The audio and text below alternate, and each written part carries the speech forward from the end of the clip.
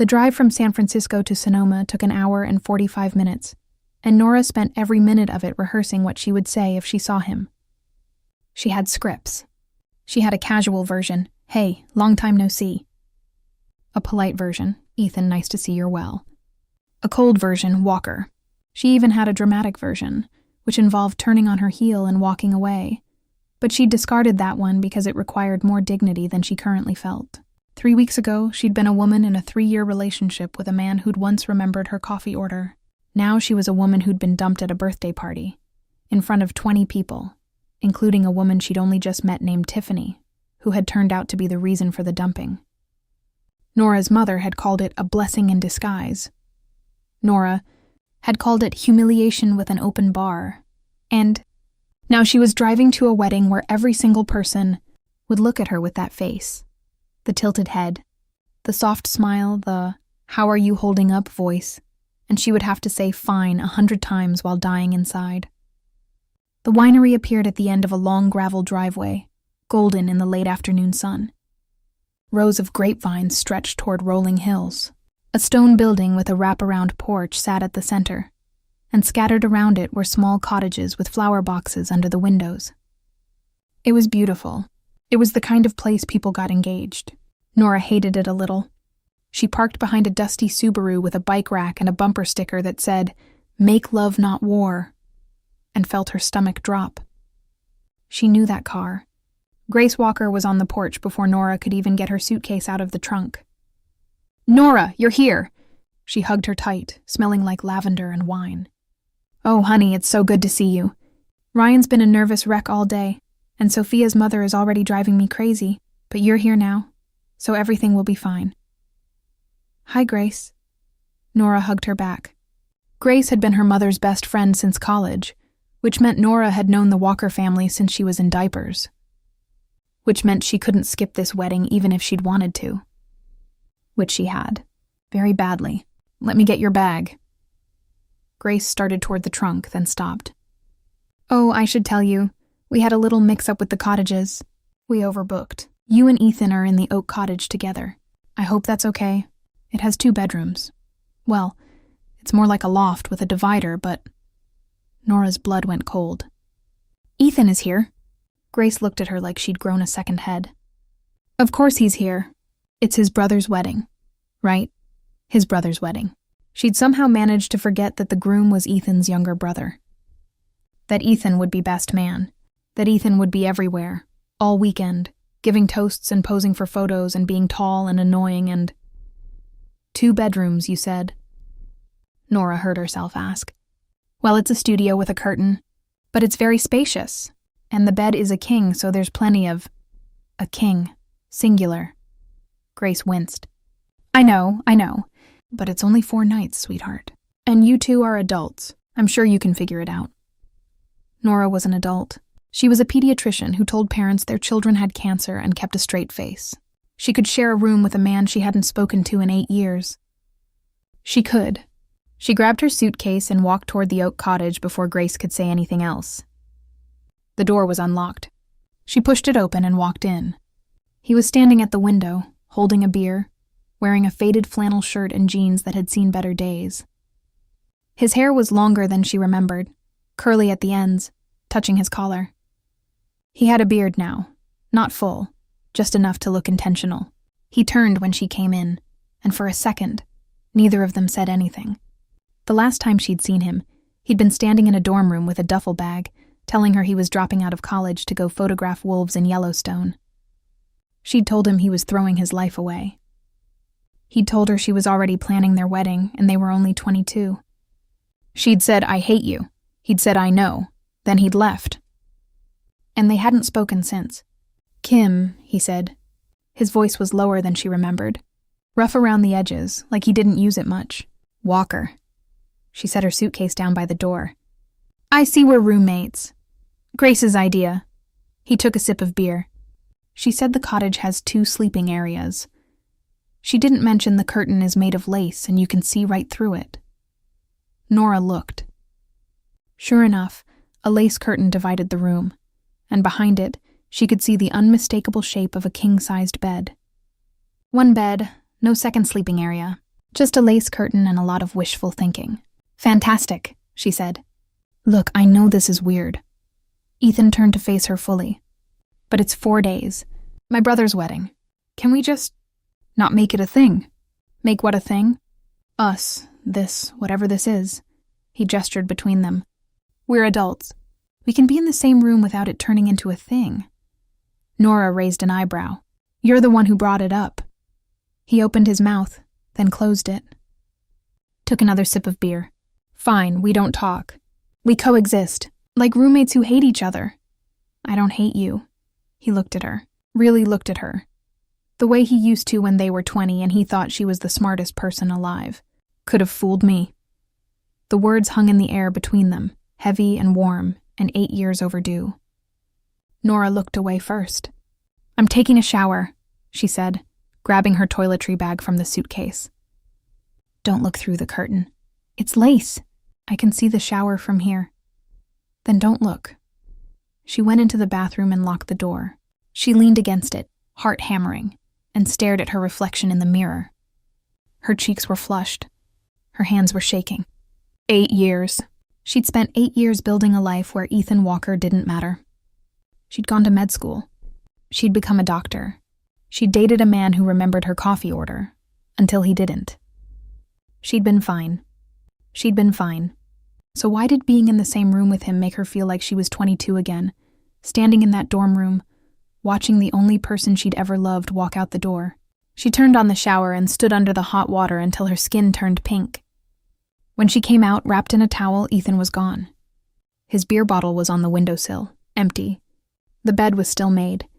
On the pillow there was a folded note. She picked it up. His handwriting was the same, scratchy, slanted to the right, like he was always in a hurry. Took the couch on the porch. You can have the bed. Enora stared at the note for a long time. Then she put it on the nightstand, got into the king-sized bed alone, and stared at the ceiling. 4 days. She could do 4 days. Outside, she heard the porch swing creak. Nora woke up to the smell of coffee. Not the institutional kind from the winery's kitchen, the good kind, dark and rich. The way she used to make it in college when Ethan would stay over and complain that she drank it like fuel. She opened her eyes. The cottage was quiet. The lace curtain was drawn back. On the nightstand there was a paper cup with a sleeve around it, still warm. She sat up. The note was under the cup, black, no sugar. I remembered. Enora stared at the cup. Then she picked it up and drank it. It was perfect. She hated that it was perfect. She found him on the porch, sitting on the swing with his camera in his lap, flipping through photos on the screen. The morning light was soft, golden through the grapevines. He looked younger in it, less like the stranger from last night, and more like the boy she'd once studied with in the library. Good morning, she said, leaning against the doorframe. He looked up. You're up early. Rehearsal's not until 4. I'm a doctor. I don't sleep past 7. She took another sip of coffee. Thanks for this, he shrugged. I made too much. They sat in silence for a while. The kind of silence that used to be comfortable and was now anything but. Somewhere in the distance, a rooster crowed. A truck rumbled down the vineyard road. About last night, Ethan said. The porch thing. You don't have to... It's fine. I mean, it's a king bed. There's plenty of room. We can just... I said it's fine, Ethan. He looked at her. There was something in his eyes. Amusement, maybe, or something softer. You're still terrible at sharing. And you're still terrible at staying in one place. That shut him up. He looked back at his camera. Nora sipped her coffee and told herself she hadn't meant it to come out that sharp. The rehearsal dinner was held in the winery's main dining room. Long tables, string lights, wine bottles on every surface. Nora sat between Grace and Sophia's mother, a woman named Linda who asked Nora within the first 5 minutes whether she was seeing anyone special these days. Nora smiled the smile she used on anxious parents. Work keeps me busy. Linda patted her hand. You're 34, sweetheart. Don't wait too long. The clock... Mother, Sophia said from across the table, her voice sharp. Leave her alone. But Linda wasn't done. I'm just saying, a pretty girl like you, and after what happened with that Mark boy, the table went quiet. Nora's fork paused halfway to her mouth. She could feel Grace's eyes on her, sympathetic and knowing. She could feel Ethan's eyes, too, from across the table where he sat next to Ryan. "What happened with Mark?" Ethan asked. His voice was casual, but his knuckles were white around his wine glass. Linda, delighted to have an audience, leaned forward. "Oh, you didn't hear?" He left her. At a birthday party of all places. Ran off with some girl named Tiffany, Tammy, something like that. Nora wanted to disappear. She wanted to reach across the table and strangle Linda. She wanted to go back to Chicago and never leave her apartment again. Then Ethan stood up. He picked up his wine glass. He tapped it with a fork, the way people do when they're about to make a toast. The room went quiet. "I'd like to say something," he said. He looked at Nora. "For those of you who don't know, Nora and I are back together." Nora's fork clattered onto her plate. Grace gasped. Ryan dropped his roll. Linda's mouth fell open. Ethan continued, smooth as anything. "We've been seeing each other for a few months now. We wanted to keep it quiet, but, well, it's a wedding. Secrets feel wrong here." He smiled at Nora. It was a good smile. Convincing. "She's the best thing that ever happened to me. And I'm an idiot for ever letting her go." The room erupted. Grace was crying. Ryan was clapping. Linda looked like she'd swallowed a lemon. Nora sat very still, her face on fire, and smiled the smile of a woman who was contemplating murder. She cornered him on the patio after dinner. What the hell was that? He leaned against the railing, looking unreasonably calm. "You looked like you were about to cry." Linda was going in for the kill. "I gave you an out. You told 30 people we're dating. We are dating. Fake dating. For the weekend." He held up his hands. "Look, it solves both our problems. You don't have to talk about Mark. I don't have to listen to my mother ask me why I'm still single at 35. We sell it for 4 days, and on Sunday we have a mutual breakup. Amicable. No drama." Nora stared at him. "You've thought about this." "I'm a quick thinker. Why would I agree to this?" "Because the alternative is Linda cornering you at brunch tomorrow and asking whether your eggs are still viable." Nora closed her eyes. He had a point. He had a terrible, annoying, accurate point. "Fine," she said. "But rules. Number 1, no kissing. Define kissing. Ethan. Fine. No kissing. Number 2, no sleeping together. Obviously. Obviously." He grinned. "Number 3, you don't get to ask me about Mark. And I don't ask you about whoever you've been." She stopped. "I don't ask about your love life. Deal." He held out his hand.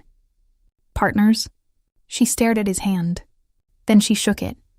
His palm was warm, calloused from holding cameras, and the contact sent a jolt up her arm that she absolutely did not acknowledge. "Partners," she said. Back at the cottage, the porch was cold. A fog had rolled in from the valley, and the swing was damp. Ethan stood at the bottom of the steps, looking at it like it had personally offended him. "You can't sleep out here," Nora said. "I've slept in worse. Once I slept in a Land Rover in the Serengeti with There's a king-sized bed in there. We're adults. We can share a bed." She said it more confidently than she felt. "It's fine. It's just sleeping." He looked at her. "Just sleeping. Just sleeping." They went inside. Nora changed in the bathroom, emerging in an oversized t-shirt and sleep shorts. Ethan was already in bed, on his side, facing away from her, wearing a t-shirt and sweatpants. The bed was enormous. There was at least 3 feet of space between them. A canyon. An ocean. Nora got in on her side. She lay on her back, staring at the ceiling. The bed was too soft. The room was too quiet. She could hear him breathing, slow, steady, asleep already, apparently, because he was the worst person alive. She was almost asleep herself when he rolled over. His arm brushed hers. Just briefly, just the edge of his hand against her wrist. But Nora's whole body woke up. She froze. "Sorry," he murmured, half asleep. Cold. He didn't move away. His hand stayed where it was, warm against her skin, and Nora lay there in the dark, wide awake, listening to him breathe, and thought, 4 days. She could do 4 days. She was absolutely, definitely wrong about that. Nora didn't sleep. She lay on her back, eyes open, listening to Ethan breathe. His hand was still on her wrist. He'd fallen asleep that way, and she hadn't moved it. She told herself it was because she didn't want to wake him. She told herself a lot of things that weren't true. At some point, his breathing changed, deepened, evened out. He was really asleep, and that was when Nora did the thing she'd been telling herself not to do. She turned her head and looked at him. The moonlight through the window caught the side of his face, the line of his jaw, the curve of his ear, the way his hair fell across his forehead. He looked older, tired around the eyes, but he was still Ethan, the boy who'd taught her to skip stones at the lake behind his parents' house. The boy who'd cried when her grandmother died, the boy who'd left. She pulled her wrist away gently. His hand fell to the mattress between them. She reached for her phone on the nightstand, screen brightness turned all the way down, and opened her photos. She had a folder labeled Archive. She hadn't opened it in years. But tonight she did. There they were. Ethan at 20 grinning with a camera around his neck. Ethan asleep on her dorm bed, an open textbook on his chest. The two of them at a music festival, sunburned and happy, his arm slung over her shoulder. A blurry selfie she'd taken when he wasn't looking. He was making coffee, and the morning light was hitting his face just right. She'd told herself she'd deleted these. She'd told herself she'd moved on. Can't sleep? Nora nearly dropped the phone. Ethan's voice was rough with sleep, and he was looking at her. In the dark, she couldn't tell if he'd seen the screen. "No," she said. "Your snoring is very distracting." "I don't snore. You do." "You always have." He was quiet for a moment. Then, "You were looking at old photos." It wasn't a question. Nora's face heated. "I was checking the time. At 2:30 in the morning? With your photo app open?" She sighed. "Fine, I was looking at old photos. Happy?" He shifted onto his back, staring at the ceiling. "I have some too." Nora turned her head. "What?" "Old photos of us. I keep them in my camera bag, the pocket in the back. I've carried them through 3 continents." He said it like it was nothing, like it didn't matter. "A lion could have eaten me, and the last thing in my bag would have been a picture of you at 21 eating a corn dog." Nora laughed. It came out surprised, a little wet. "You kept that photo?" "I kept all of them." The room was quiet again, but it was a different quiet now. Not the tense silence of before, but something softer. "More honest, what happened to you?" Nora asked. "After you left." He was quiet for a long time. "Yellowstone was amazing, cold. I photographed wolves for 6 months. Then I went to Alaska, then Kenya, then everywhere." He paused. "I won a couple of awards. Got published in National Geographic. My dad came to one of my gallery shows. He didn't say much, but he bought 3 prints." Nora's throat tightened. Mr. Walker had died 2 years ago. She'd sent flowers. She hadn't gone to the funeral. She'd told herself it was because of work. "I'm sorry about your dad," she said. "Thanks." His voice was quiet. He asked about you. "Every time I talk to him, 'How's Nora doing? Is she still going to be a doctor?' I told him I didn't know." We weren't talking. Nora closed her eyes. Of course he'd asked. Mr. Walker had taught her to change a tire in the Walker family driveway when she was 16. "What about you?" Ethan asked. "Med school, residency, the Mark guy. Med school was hard. Residency was harder. I cried in a supply closet at least once a week." She paused. "Mark was fine. For a while. He was steady, predictable. He remembered my coffee order." She laughed, but it sounded bitter. "Turns out that's not enough." "No," Ethan said.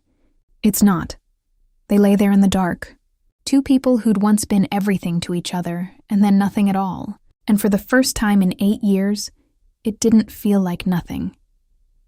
"Ethan," Nora said. "Yeah? Why did you really leave?" He didn't answer right away. She could hear him breathing, could feel the mattress shift as he turned his head toward her. In the dark, she could just make out the shape of his face, the glint of his eyes. "I left because you were going to be a doctor," he said, "and I was going to be a guy who takes pictures of wolves. And I looked at you, 22, already mapping out the next 10 years of your life. And I thought, she's going to outgrow me." She's going to realize I'm not enough, and I'd rather leave first than be the one who gets left behind. Nora stared at him. You left because you were afraid I'd leave you. I left because I loved you too much to watch that happen. The words hung in the dark between them, heavy and true, and 8 years too late. Nora's eyes burned. She wanted to yell. She wanted to hit him. She wanted to pull him close and never let go. You idiot, she whispered. Yeah, he said. I know. Neither of them said anything else. But somewhere in the night, Ethan's hand found hers again.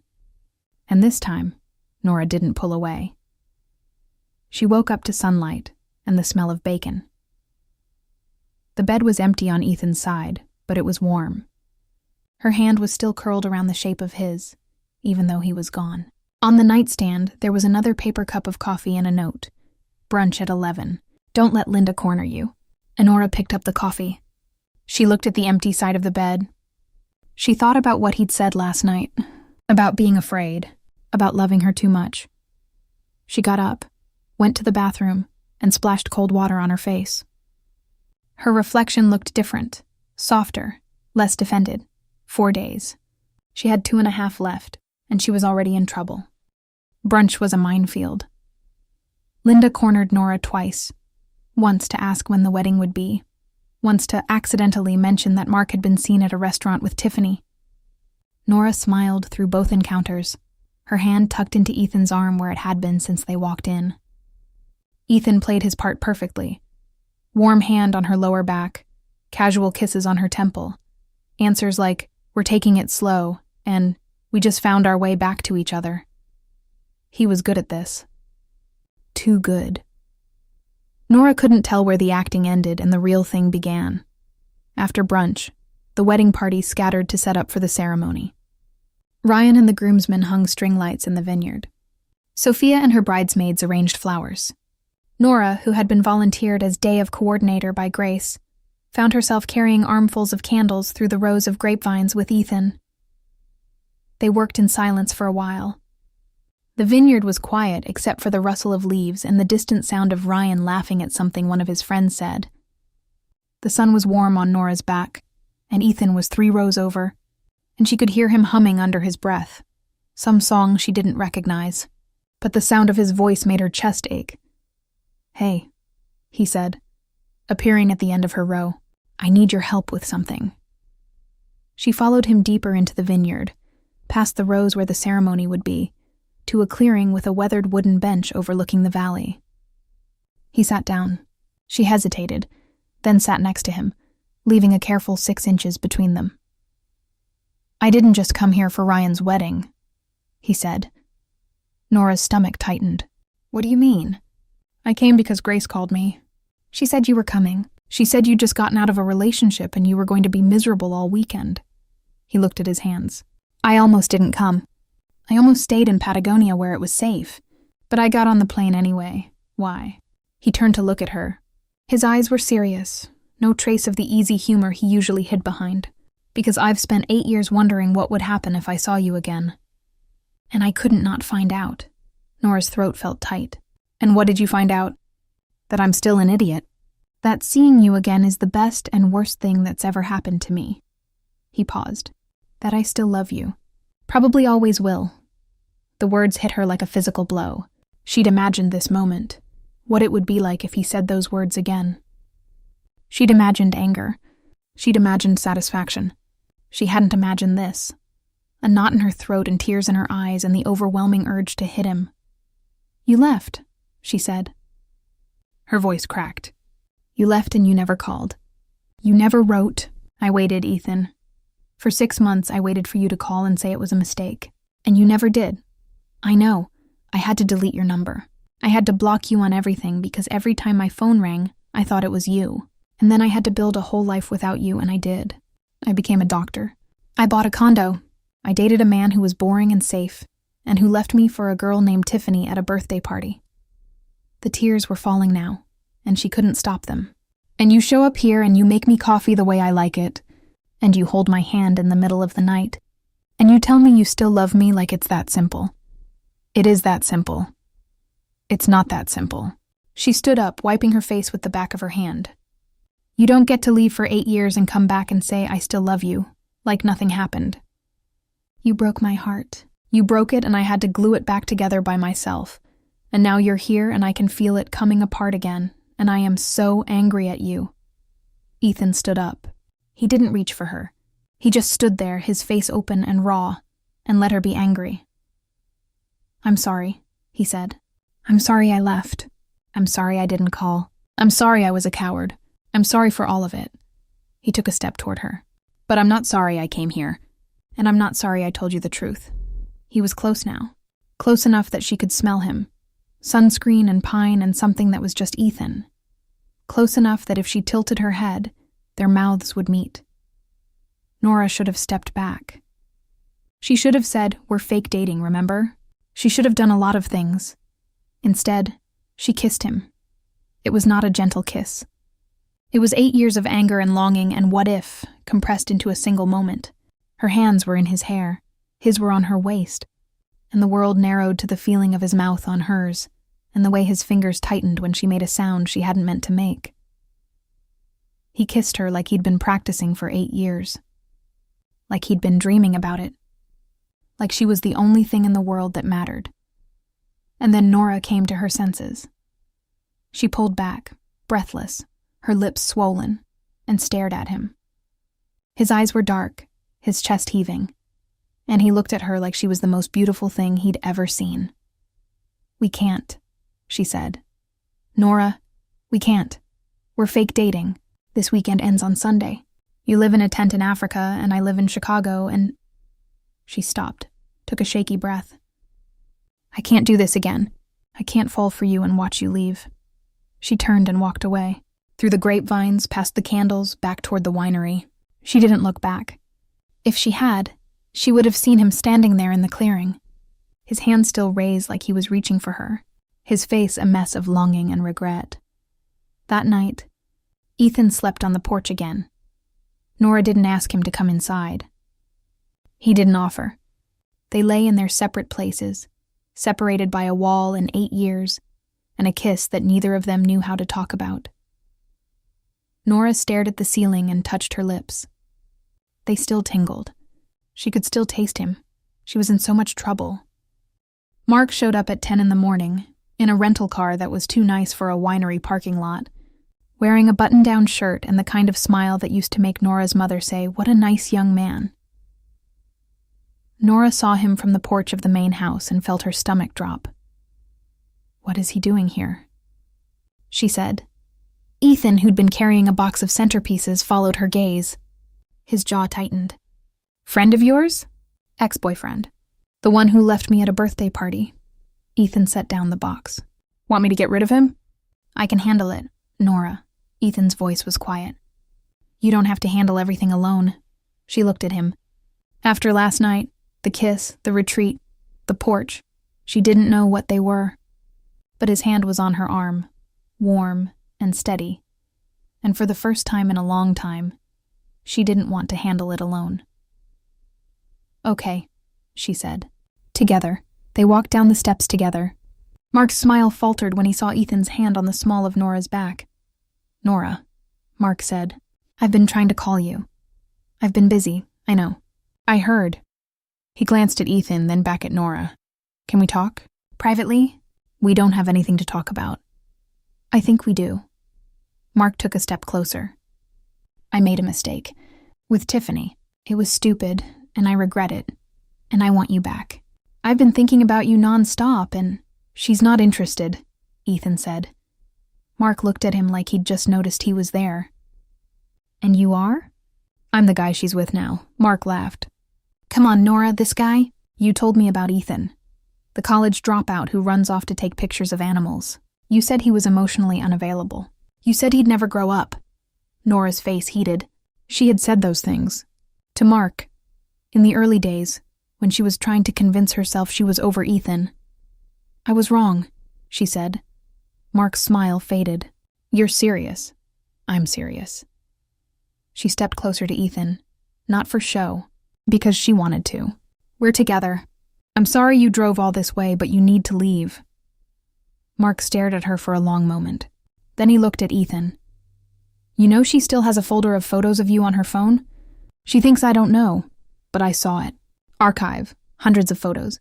She never got over you. He shook his head. I should have known. He got back in his car and left. Nora stood there mortified. He saw the photos. Ethan turned to her. His expression was unreadable. You have hundreds of photos of me? I told you I had an archive folder. You said old photos. You didn't say hundreds. He was smiling now. A real smile, the kind that crinkled the corners of his eyes. You never got over me, huh?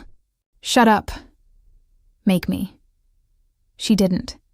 She was too busy kissing him, right there in the parking lot, with the grapevines swaying in the wind and the wedding still 3 hours away. The wedding was perfect. Ryan cried during his vows. Sophia cried during hers. Grace cried through the whole thing. Nora stood at the front as a bridesmaid, Sophia had insisted, and watched Ethan stand as best man. And when Ryan said, I do, Ethan looked at Nora and mouthed, someday. She told herself not to read into it. At the reception, they danced. Slow song, dim lights, his hand on her waist, her head on his chest.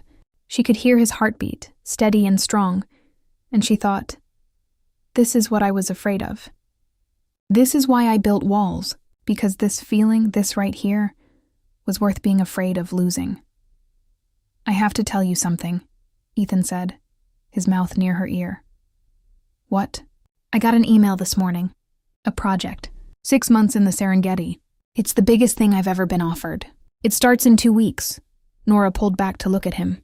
And I don't know what to do. His voice was raw. If I take it, I leave. Again. And if I don't take it, I'll always wonder if I stayed because I was afraid, or because of me? Because of you, the song ended. They stood there on the dance floor, surrounded by laughing guests and clinking glasses, and Nora made a decision. Take it, she said. What?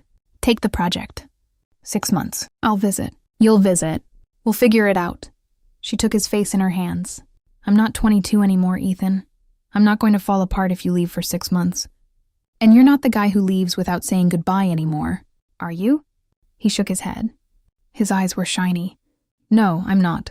Then we'll be fine. He kissed her then, in the middle of the dance floor, and someone cheered, and Grace started crying again. And Nora thought, maybe this is what it feels like to stop being afraid. 2 weeks later, she drove him to O'Hare.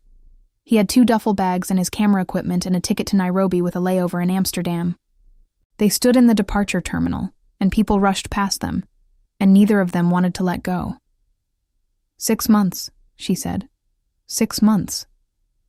He kissed her forehead. I'll call every day. You'll have terrible cell service. I'll find a way. He pulled back, looked at her. Nora Kim, I love you. I have loved you for 12 years. And I will love you for the rest of my life. And I am never leaving you again. Not really, she kissed him, long and slow, in the middle of O'Hare International Airport, because she was 34 years old, and she'd spent 8 years being afraid, and she was done with it.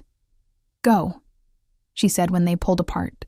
Take pictures of lions, and come back to me. He picked up his bags. He walked toward security. He looked back 3 times. Nora stood there until he was gone. Then she went home to her condo in Chicago, and she opened her laptop, and she started looking at flights to Nairobi. The first month was easy. They talked every night. Him from a tent in the Serengeti, her from her condo in Chicago. The connection crackling and fading and coming back. He sent her photos, lions at dusk, elephants crossing a river, a baby zebra standing on unsteady legs. She sent him photos of her patient's drawings, the Chicago skyline from her balcony, a coffee cup that said, World's Okayest Girlfriend. The second month was harder. His project ran into delays. A camera lens broke. A storm knocked out power for 3 days. Nora worked double shifts at the hospital and came home to an empty apartment and wondered if this was what she'd signed up for. They fought once. About nothing. About everything. About the distance and the time difference and the way I miss you started to sound like a complaint. They didn't talk for 36 hours. Then he sent her a photo of himself, unshaven and sunburned, holding a sign that said, "I'm an idiot," and she laughed until she cried and called him back. The third month, she bought a ticket. She didn't tell him. She wanted to surprise him. She flew from Chicago to Amsterdam to Kilimanjaro, then took a prop plane to a dirt airstrip that was basically a clearing in the bush, and then a Land Rover for 2 hours down a road that wasn't really a road. She arrived at his camp at sunset. The camp was small, 3 tents, a cooking area, a water tank on stilts. The African sky was turning pink and orange, and the air smelled like dust and wood smoke and something wild and alive. She could hear lions roaring in the distance, low and rumbling, and her heart was hammering because she was in the middle of nowhere and she hadn't told anyone where she was. Going, and what if he wasn't even here? And then he walked out of his tent. He was wearing a faded t-shirt and cargo pants, and his hair was longer, and he had a beard that was almost too long, and he was holding a camera. He saw her and stopped. The camera slipped from his hand and hit the dirt. He didn't pick it up. "Nora?" "Surprise," she said. Her voice came out smaller than she intended. He crossed the distance between them in 3 long strides, and then he was holding her, lifting her off the ground, spinning her around.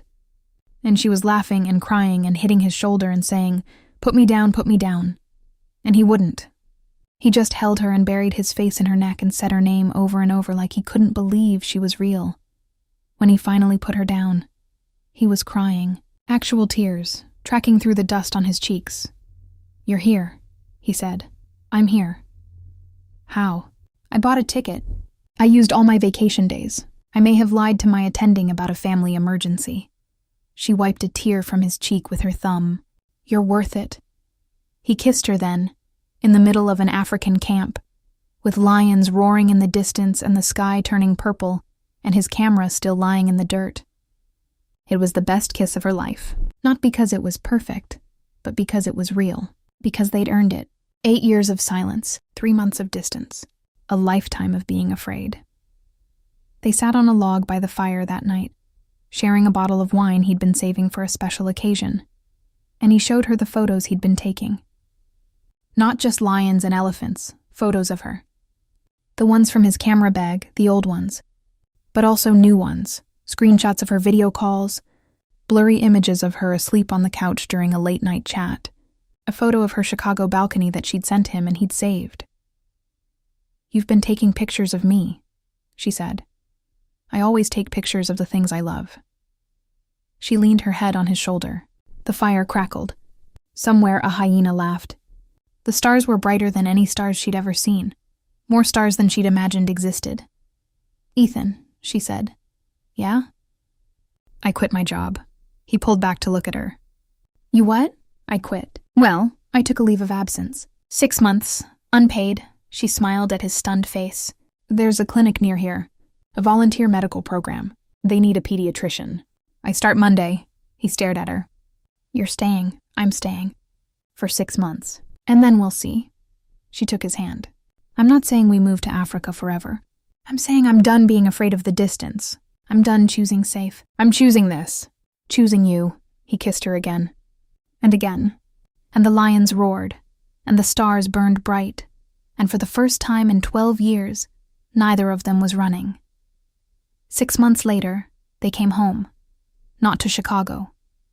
Not yet. They stopped in Sonoma first, at the same winery, and walked through the vineyard to the clearing with the weathered bench. Ethan had a camera slung over his shoulder. Nora had a ring on her finger. Simple, silver. A small stone he'd found in a riverbed in the Serengeti and had set by a Maasai jeweler in Arusha. "Grace is going to lose her mind," Nora said. "Grace has been losing her mind since we were 22. He sat down on the bench and pulled her next to him. "She told me last week she knew we'd end up together. She said she arranged the cottage on purpose." Nora laughed. "Of course she did." They sat in silence, watching the sun set over the vineyard, the same sun that had been there the day they arrived. Strangers sharing a room, pretending not to care. "Hey," Ethan said. "Yeah?" "Best 4 days of my life," Nora smiled. She leaned her head on his shoulder, and he put his arm around her, and somewhere in the distance, a rooster crowed. And the world was exactly as it should be. Mine too, she said.